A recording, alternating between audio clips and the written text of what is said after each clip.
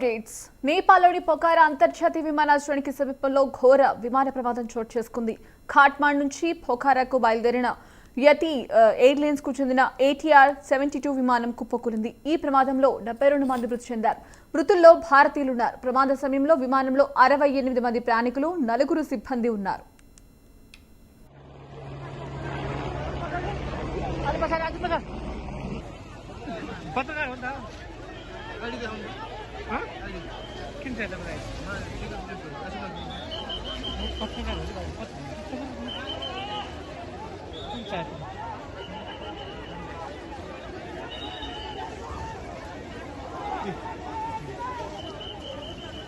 इसी वाला इंजन और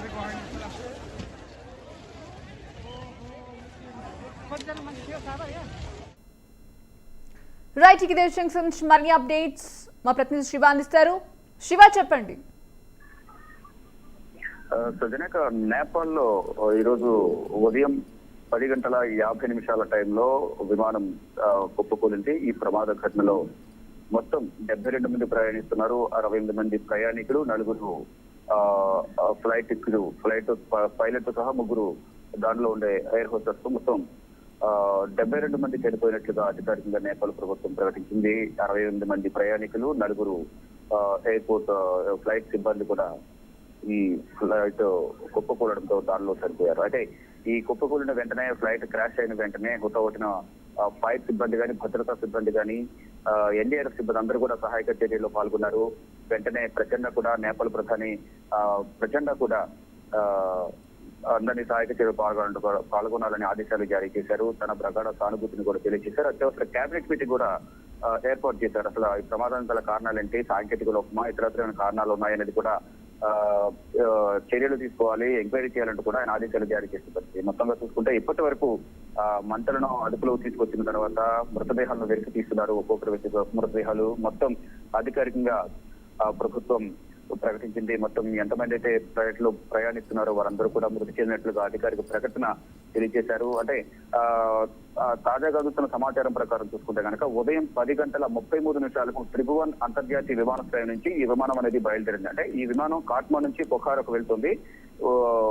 బయలుదేరిన వెంటనే 20 నిమిషాలకు ఈ ఫ్లైట్ అనేది క్రాష్ అనేది తెలుస్తుంది. అంటే మరో 10 సెకండ్లలో ఎయిర్పోర్ట్ కు రీచ్ అవుతుంది అన్న టైంలో ఈ క్రాషింగ్ అనేది జరిగిందంటూ కూడా ఎయిర్పోర్ట్ అథారిటీ అధికారులు, యతి ఎయిర్లైన్స్ అథారిటీ అధికారులు కూడా తెలియజేసిన పరిస్థితి నెలకొంది.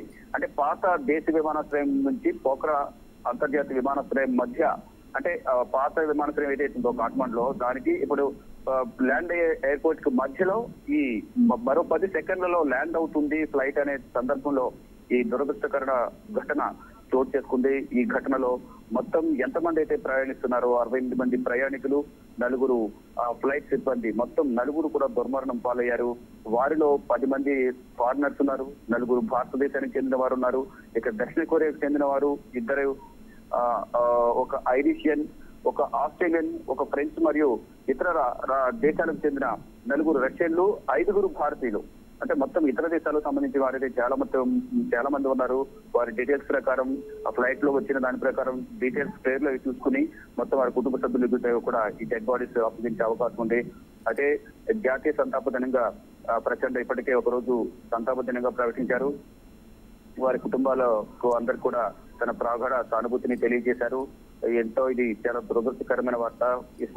ల్యాండింగ్ కు 10 సెకండ్ల ముందు జరగడం అనేది ఎంతో దురదృష్టకరమైనది. మరో 10 సెకండ్లు అయితే అందరూ రీచ్ అయ్యేవాళ్ళు అంటూ కూడా ప్రచండ కూడా తెలియజేశారు. ఎంతో దురదృష్టకరమైనదంటూ కూడా ఆయన తన బాధను వ్యక్తపరిచారంటూ కూడా కేబినెట్ మీటింగ్ లో సహచరులతో ఆయన తెలియజేసిన పరిస్థితి.